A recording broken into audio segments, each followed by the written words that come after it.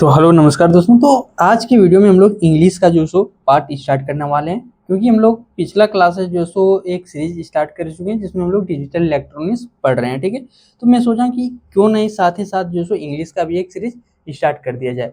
तो चलो देखते हैं। सबसे पहले देखो, होता है क्या भाई कि आप लोग को पता है कि एकदम बेसिक से चीज़ों को स्टार्ट करते हैं कि आप लोग को इतना मान के चलते हैं कि ABCD पता होगा। ये एबीसीडी जो है सो बड़ी एबीसीडी, कैपिटल और स्मॉल एबीसीडी पता होगा। ठीक है, तो चलो अल्फाबेट क्या है। तो अल्फाबेट उसे कहते हैं भाई, जैसे हमारे पास जो भी एबीसीडी हो गया, कैपिटल एबीसीडी स्मॉल एबीसीडी का जो भी अक्षर है, एबीसीडी में कितना 26 अक्षर होता है। ठीक है, छोटी और बड़ी दोनों में 26-26 करके होता है।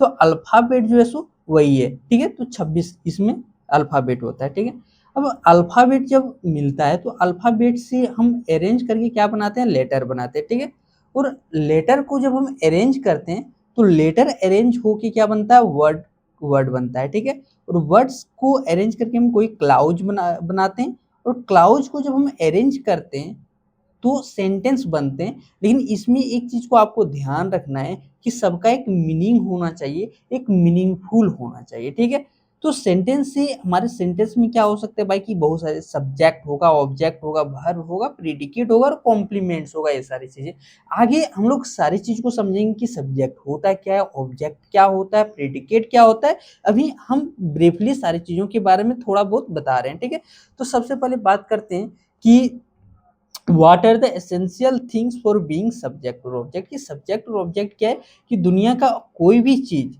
जो भी हमारे पास एसेंशियल थिंग्स है वो सारे के सारे क्या है, सब्जेक्ट होगा या तो ऑब्जेक्ट होगा। ठीक है, सब्जेक्ट क्या है कि नाउन जैसे काम करेगा, subject plus verb plus other word और प्रनाउन। देखो प्रनाउन का मतलब क्या होता है कि प्रनाउन का मतलब चीजों को समझिए कि जो जैसे कि वाट हो गया, जो संबंध को दिखाता है, ही someone is good, so it's a pronoun. ये सारे प्रनाउन है। ठीक है, अब देखो यहाँ पर अगर हम बात करते हैं कि नाउन इक्विवेलेंट होता है। नाउन इक्विवेलेंट जो है, ये नाउन इक्विवेलेंट एक्चुअल में होता है क्या है, तो देखो इसको बहुत ही अच्छा से समझते हैं कि नाउन इक्विवेलेंट है क्या। तो नाउन इक्विवेलेंट इसमें हमारे पास चार टाइप्स का होता है। एक जो सो जेरेंड होता है, एक इन्फिनेटिव होता है, एक प्रीज होता है, और ये क्या होता है, क्लाउज होता है। ठीक है, तो जेरेंड में क्या होता है कि V1 प्लस ING का यूज करके हम स्टार्टिंग से स्टार्ट करते हैं।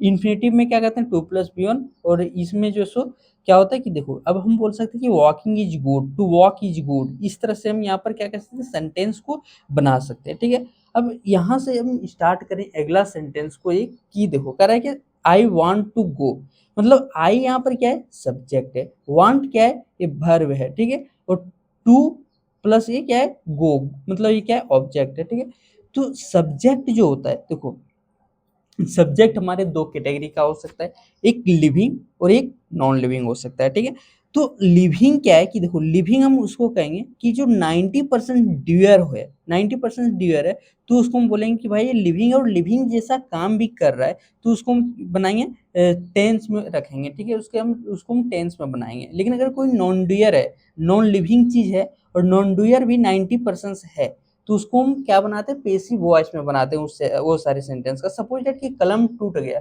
अब कलम टूट गया, कलम क्या भाई, नॉन लिविंग है। ये वर्क भी कैसा करता है, नॉन लिविंग के जैसा ही करता है।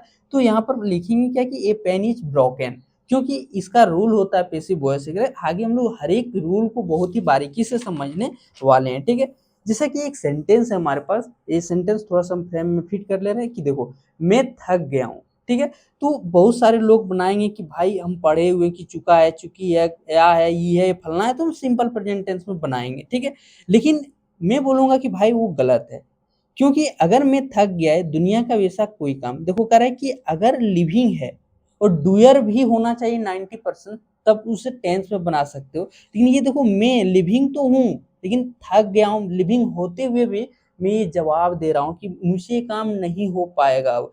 तो यहाँ पर मैं काम कैसे कर रहा हूँ, एक नॉन लिविंग पर्सन के जैसा काम कर रहा हूँ, मैं नॉन डूयर में आ जा रहा हूँ। इसलिए इसको हम बनाएंगे किसमें, पेसिव वॉइस में। और पेसिव वॉइस में क्या हो जाएगा, आई एम टायर्ड हो जाएगा। ठीक है, तो ये चीज को हम लोग अभी तुरंत पहले देखें। ठीक है, अब यहाँ से हम डायरेक्ट स्टार्ट करते हैं भर्व से, कि भर्व क्या है, कि भर्व उसे कहते हैं जो शो करता है क्या, एक्शन और स्टाइल को, उसे हम क्या कहते हैं, भर्व कहते हैं। फिर से देखो भर्व क्या है कि जो सोच करता है एक्शन और स्टाइल को, उसे भर्व कहते हैं। तो दुनिया का कोई भी शब्द जिसमें न लगाए और न लग जाता है, उसे भर्व कहते हैं। जिसे अगर हम एग्जाम्पल लेना चाहें जिसे हो गया पढ़ना, रोना, खेलना, कूदना, ये सारी चीज़, ठीक है? जिसे हम करना या होना समझा जाए, उसे वर्ब कहते हैं। यानी कि डायरेक्टली बोल सकते हैं कि देखो शी इज़ ए नर्स, मतलब ये एक नर्स होने को क्या कर रहा है, ये होने का बोध कर रहा है। यानी कि यहाँ पर क्या होगा, बीइंग होगा, ठीक है?